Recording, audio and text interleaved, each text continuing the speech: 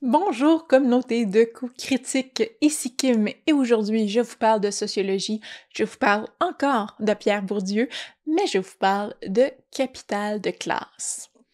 Donc aujourd'hui, oui, ma vidéo parle de capital de classe, mais parle surtout de comment on peut donner de la profondeur à l'historique de personnages, mais aussi à notre personnage, ici, maintenant, pendant qu'on joue, lui donner une vie sociale à l'extérieur de la campagne. Donc, la société et probablement presque toutes les sociétés que vous allez rencontrer dans vos parties de jeux de rôle sont, et là je veux pas divulgacher rien là, mais sont hiérarchisées.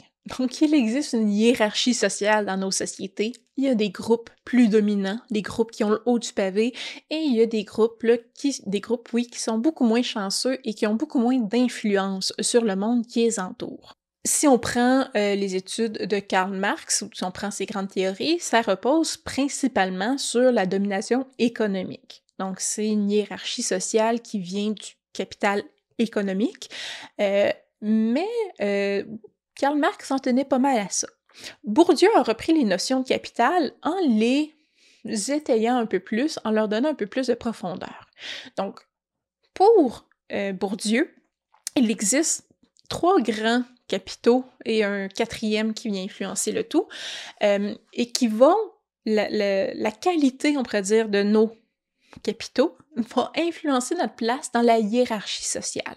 Le premier grand capital est le capital économique. Donc, on est quand même un peu d'accord avec Karl Marx. Le capital économique, ce qu'on possède comme ressources économiques, demeure important pour savoir c'est quoi notre place ou notre endroit dans la hiérarchie sociale.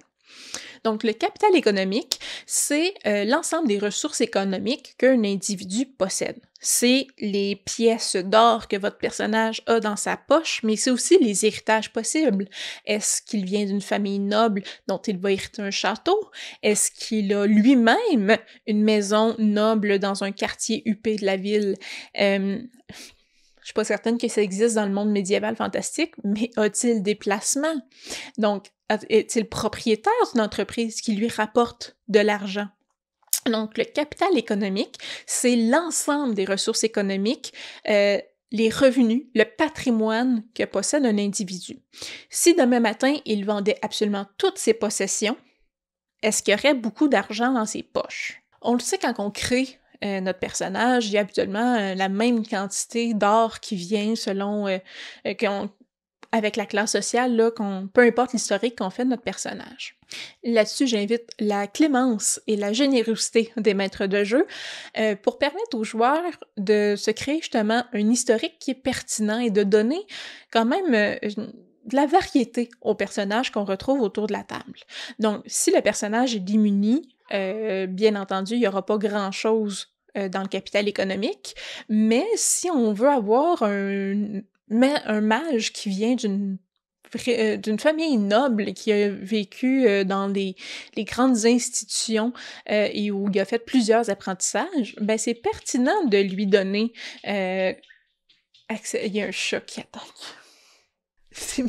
C'est pertinent de lui permettre de dire que il y a un certain patrimoine qui lui appartient, que si le groupe se ramasse en difficulté financière, il peut écrire une lettre, envoyer un pigeon voyageur à sa famille, puis dans 2 mois, il peut recevoir de l'argent à un endroit donné si seulement il se ramasse à la bonne place. Donc, sans dire que votre personnage a 3000 pièces d'or dans les poches à tout moment, lui donner cette ressource-là, de dire, OK, il peut accéder à tel montant éventuellement parce qu'il y a cette historique-là, ça peut lui donner une certaine... ça peut donner du plaisir à vos joueurs, mais surtout donner de la variété à vos groupes d'aventuriers. Le deuxième capital, c'est le capital social. En d'autres mots, c'est le réseau de relations de votre personnage. Donc, Bourdieu parle de possession d'un réseau durable de relations, d'interconnaissance et d'interreconnaissance. Donc, les personnes que je connais, les personnes qui me connaissent, des fois, c'est pas les mêmes. Moi, j'aime dire, c'est mon réseau de relations qui est capable de m'ouvrir des portes si j'en ai besoin. Je donne souvent l'exemple, là, mon premier emploi quand j'étais étudiante était être serveuse dans un restaurant et le propriétaire du restaurant était le père, du copain d'une de mes très bonnes amies. Ça peut sembler loin, c'était pas mon ami, ce monsieur-là, on s'entend, j'avais 15 ans, mais le fait de connaître quelqu'un qui connaît quelqu'un qui connaît quelqu'un, alors que là, son père, m'a ouvert une porte. A fait que mon CV s'est ramassé sur le dessus de la pile parce que hein, mon nom était connu. C'est un peu ce principe-là, le capital social. C'est le fait de créer, en fait, à votre personnage, un réseau de relations pertinent. Dans la vidéo précédente, je parlais d'un jeune qui grandit, un jeune orphelin qui grandit dans les marchés de la ville et qui vole pour survivre.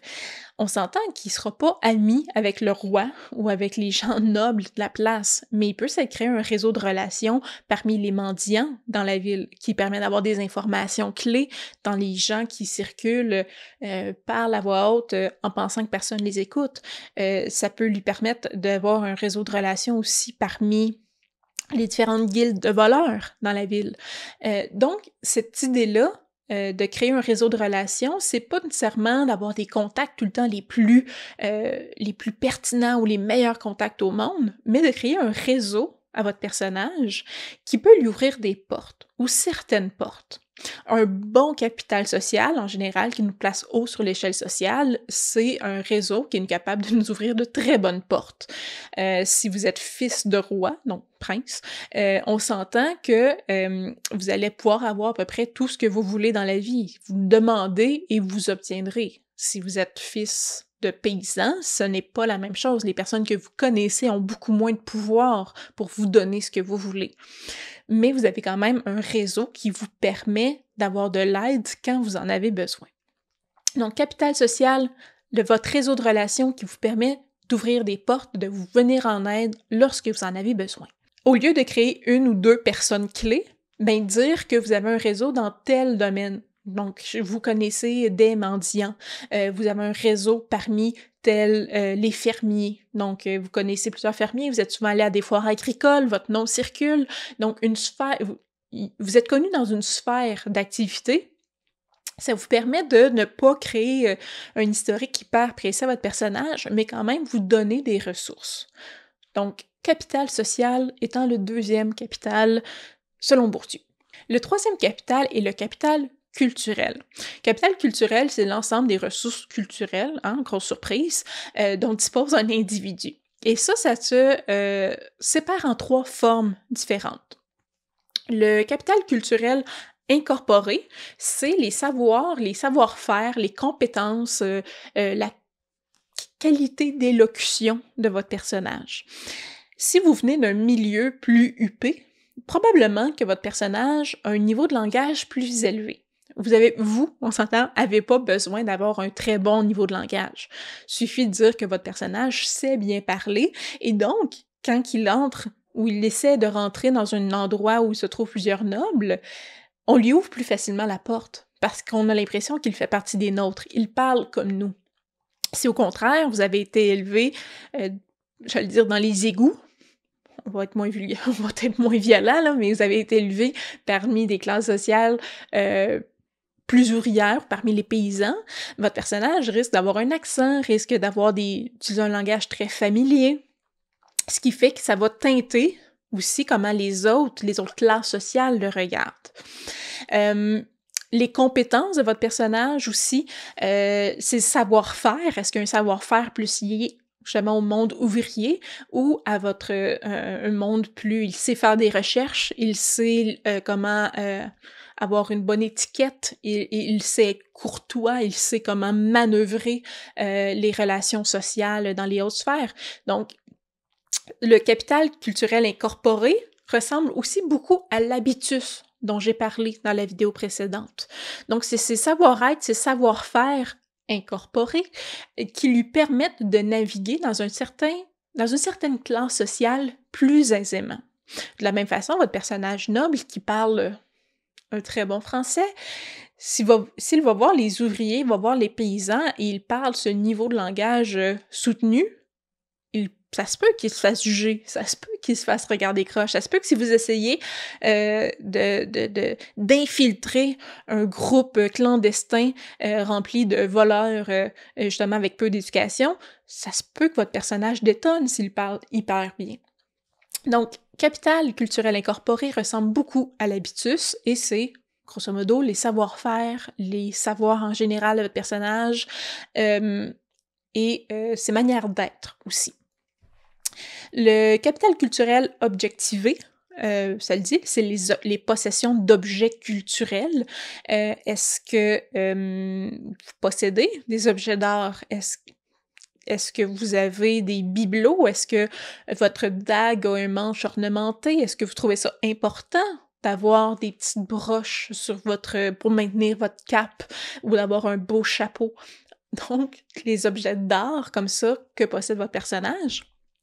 Et le dernier capital culturel est celui institutionnalisé, donc provenant des institutions, et c'est principalement les diplômes reconnus par la société. Donc, est-ce que votre personnage a une éducation reconnue? Est-ce qu'il a fréquenté l'école? Est-ce qu'il sait lire, écrire? Est-ce qu'il a une éducation encore plus poussée? Est-ce qu'il a fait des études?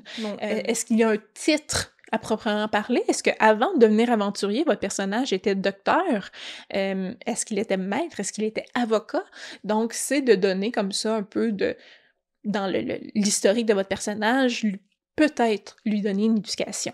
Donc, il s'agit des trois capitaux, les trois capitales importants: capital économique, capital social, capital culturel. Pour Bourdieu, le dernier capital, c'est le capital symbolique qui vient, on pourrait dire, se placer comme un gros cercle là, sur ces trois autres-là, donc une grosse coupole qui vient recouvrir le tout.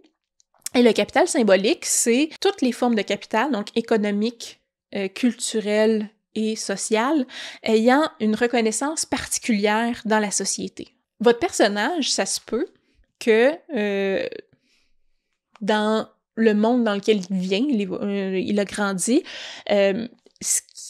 son historique est super valorisé. C'est super bien vu, il fait partie de la noblesse, il est dans le haut de l'échelle sociale, là, sur tous les pans. Ce qu'il fait, c'est symboliquement le meilleur. Il est dans un groupe d'aventuriers, il voyage, il prend un bateau et se rend dans un autre monde, une autre société complètement, et tout à coup, ce qu'il est, la manière dont il parle, ses avoirs, ses connaissances, c'est pas ça qui est valorisé. Symboliquement, ce n'est pas ça qui est le meilleur. Donc, il perd des échelons. Donc, le capital symbolique, c'est vraiment en fonction de notre société dans laquelle on évolue, comment ce qu'on est, ce qu'on fait est symboliquement important ou non. Ce qui fait que quand on voyage, tout à coup, on peut se promener comme ça sur l'échelle sociale parce que des éléments, tout à coup, ne sont plus symboliquement importants.